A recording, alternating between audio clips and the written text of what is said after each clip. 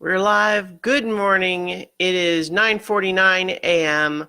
on Monday, May 6th, 2019. I've been up poking around for a little while. This is 5 more minutes.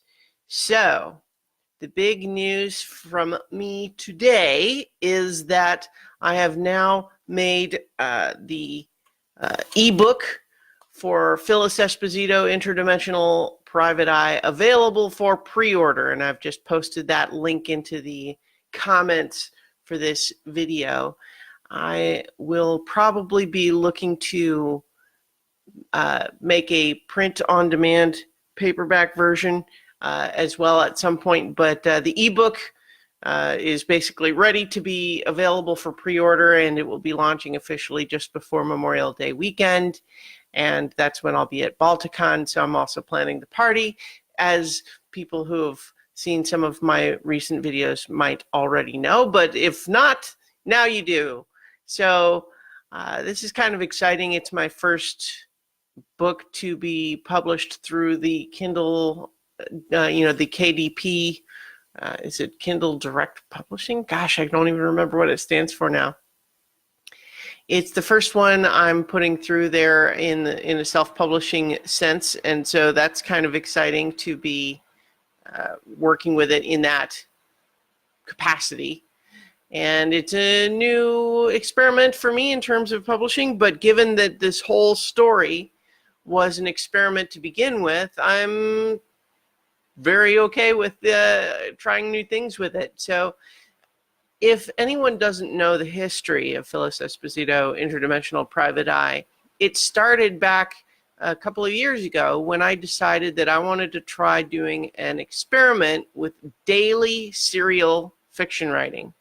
And I set a goal for myself where I was going to write at least 500 words of a story and continue it every single day, where I would write at least 500 words, post it on the website, and then the next day I would have to continue from there. And so it was like a round-robin writing challenge, except that I'm the one that has to pick up every time. And so it was definitely a challenge.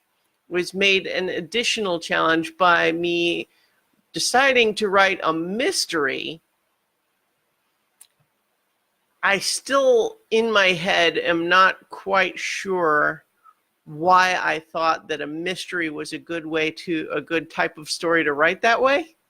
But as the story progressed, I became extremely pleased with how it all went. And by the time I had reached the ending of the serial, I realized I just said cereal, and my phone thought that I was trying to talk to Siri. Excuse me. Did you accidentally summon me, she says.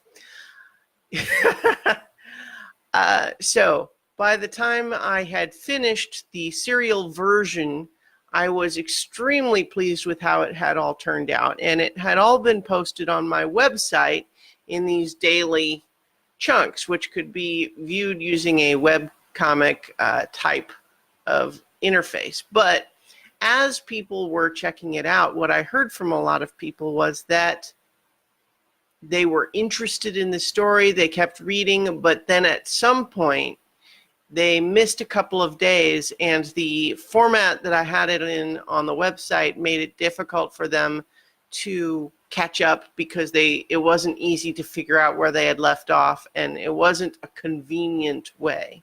And that was something I had struggled with when posting it in the beginning, which was just not sure how to best present it. But with the story finished, I was able to take all of those different pieces, smooth them out a little bit, polish it out so that it's in a more standard novel presentation, and put it into an ebook so that it's a great story that I'm very proud of, that I'm now able to provide to people in a convenient, easy to read format. And so, as I said before, the ebook is now available for pre-order on Amazon with the link I've put in the post below. And then I see Starla watching the video right now. Hello, Starla. Starla is actually the artist who put together this amazing cover.